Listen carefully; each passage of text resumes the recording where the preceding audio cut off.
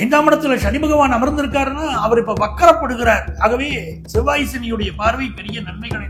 ஒரு விருச்சிகத்தில் இருக்கிறவங்களுக்கு 5ல சனி இருக்குன்னா பலருக்கு அங்க அந்த குடும்பத்துல பிரச்சனை இருக்குன்னு அர்த்தம், முன்னோர் சாபம் இருக்குன்னு அர்த்தம். இப்ப இந்த சனி வக்கரப்படுகிறார் பாருங்க, இப்ப என்ன செய்யணும், குலதெய்வத்தை போய் கும்பிடணும். இப்ப 5ல சனி வக்கரப்பட்டு உட்கார்ந்துருக்காரு. எனதருமை விருச்சிக ராசி நேயர்களே, இப்ப உங்களுக்கு குடும்ப சாபம் மேலோங்கி இருக்கு, அந்த சாபத்தை நிவர்த்தி பண்ணிக்கிடுங்க. அதுல என்ன பிரச்சனை இருக்குன்னு பார்த்து நிவர்த்தி பண்ணணும். எதிரிகள் விஷயத்துல எச்சரிக்கையா இருக்கணும். ஏன்னா 6க்குரிய செவ்வாய் போய் 11ல உட்கார்றாருல, எதிரி ஜெயிச்சிருவார்ல. அவர் ஜெயிக்க விடாதபடி நீங்க ஜெயிக்கணும் அப்படின்னா சுப்பிரமணிய சுவாமியை வழிபடணும். அவர் யாருங்க சுப்பிரமணிய சுவாமி? திருச்செந்தூர் முருகன்.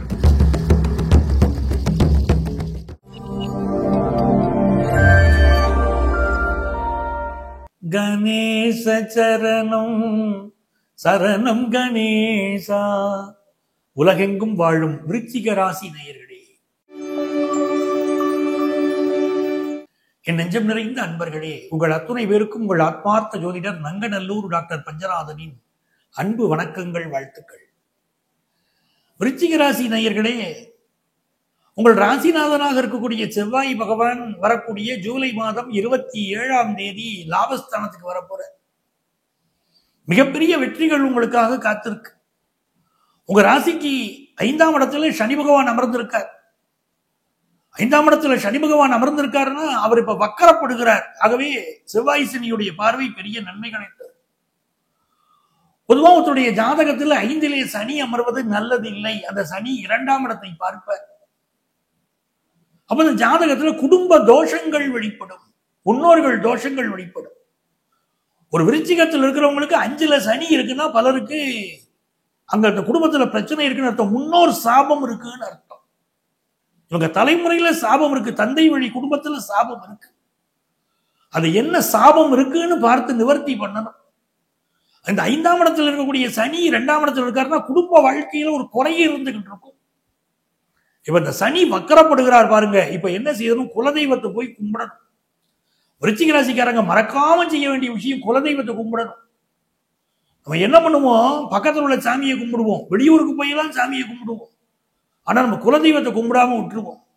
பக்கத்து வீட்டு அம்மாவை அம்மா நல்லா இருக்கீங்களான்னு கேட்போம், பெத்த தாயை கேட்போமா நல்லா இருக்கியாமான்னு டெய்லி கேட்டிருக்கோமா? ஒரு வார்த்தை அம்மாட்ட, அம்மா மருந்து சாப்பிட்டியாமா, மாத்திரை சாப்பிட்டியாமா, நீ நல்லா இருக்கியாமா, மனசு நிம்மதியா இருக்கியாமா, ஒரு நாள் கேட்டிருக்கோமா? பெத்த தாயை கவனிக்க மாட்டோம், பக்கத்து வீட்டு தாயை போய் அம்மா நல்லா இருக்கீங்களான்னு கேட்போம். அப்படித்தான் குலதெய்வத்தை கவனிக்காம விட்டுறோம். நம்முடைய குலதெய்வத்தை கும்பிட கும்பிட வாழ்க்கை நல்லா இருக்குங்க.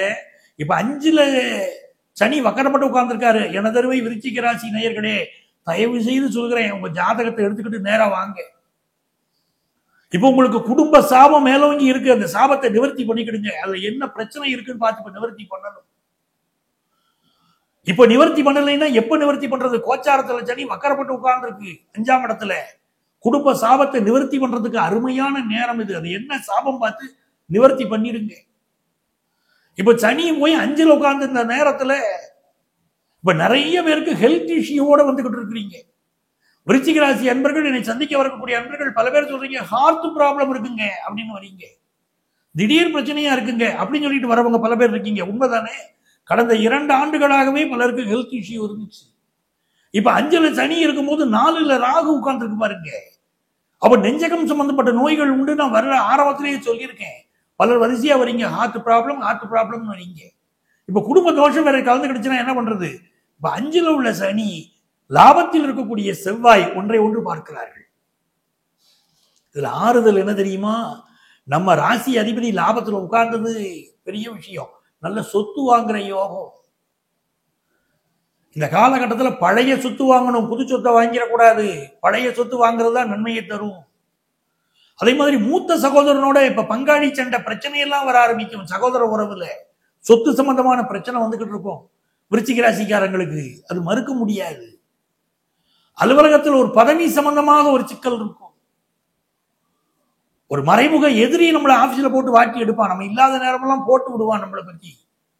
ஒரு முக்கிய பதவி நமக்கு கிடைக்கிறதா இருக்கும், அதை தட்டி விடுறதுக்கு அங்க ஆள் இருக்குங்க. விருச்சிக ராசிக்காரங்களுக்கு இந்த பதவி கிடைக்க கூடாதுன்னு உங்களை தட்டி விடுறதுக்கு பாக்குறாங்க. எதிரிகள் விஷயத்துல எச்சரிக்கையா இருக்கணும். ஏன்னா 6க்குரிய செவ்வாய் போய் 11ல உட்கார்றாருல, எதிரி ஜெயிச்சிருவார்ல. அவர் ஜெயிக்க விடாதபடி நீங்க ஜெயிக்கணும் அப்படின்னா சுப்பிரமணிய சுவாமியை வழிபடணும். அவர் யாருங்க? சுப்பிரமணிய சுவாமி. திருச்செந்தூர் முருகன்.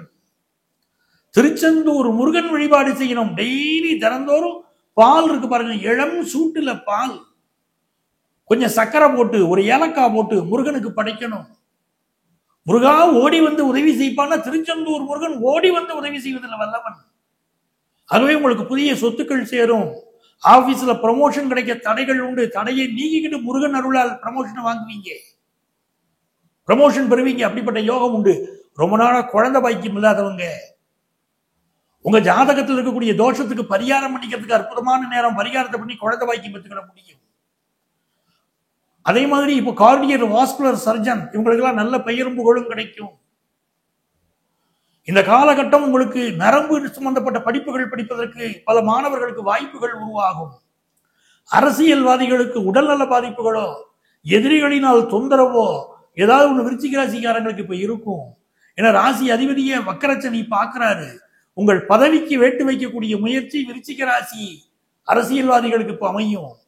விருச்சிக ராசியை சேர்ந்த அரசு அதிகாரிகளுக்கு திடீர் டிரான்ஸ்பர், உங்கள் பதவிகளுக்கு ஒரு சில பிரச்சனை எல்லாம் உண்டு, அதெல்லாம் மறுக்க முடியாது. அதே சமயத்துல இந்த காலகட்டத்துல நீங்க செய்ய வேண்டியது உங்களுடைய குலதெய்வத்தை வழிபடுங்கள். அதைத்தான் நான் மீண்டும் மீண்டும் சொல்றேன். மாணவர்கள் சிலருக்கு ஹையர் எஜுகேஷன் படிக்கிறதுல தடை இருக்கும். முருகப்பெருமானை வழிபடுவதனால் அந்த தடைகள் நீங்கும். 10th +1 +2 படிக்கக்கூடிய ஸ்டூடெண்ட்ஸ் படிப்புல அதிக கவனம் செலுத்தணும். இந்த நேரம் மிக முக்கியம். ராசி அதிபதியை 6 கூடையவராக இருந்து சனி பகவான் பார்க்கறதுனால ஹெல்த் ப்ராப்ளம் சிலருக்கு இருக்கும். திடீர்னு ஹெல்த் ப்ராப்ளம் வரும். விருச்சிக ராசிக்காரங்களுக்காகவே உடல் நலத்துல அக்கறை எடுக்கணும். அதே சமயத்தில் மருத்துவம் படிக்கக்கூடிய வாய்ப்பு கிடைக்குதுன்னு சொல்றேன். அதெல்லாம் உங்களுக்கு நல்ல விஷயமா இருந்துகிட்டு இருக்கு.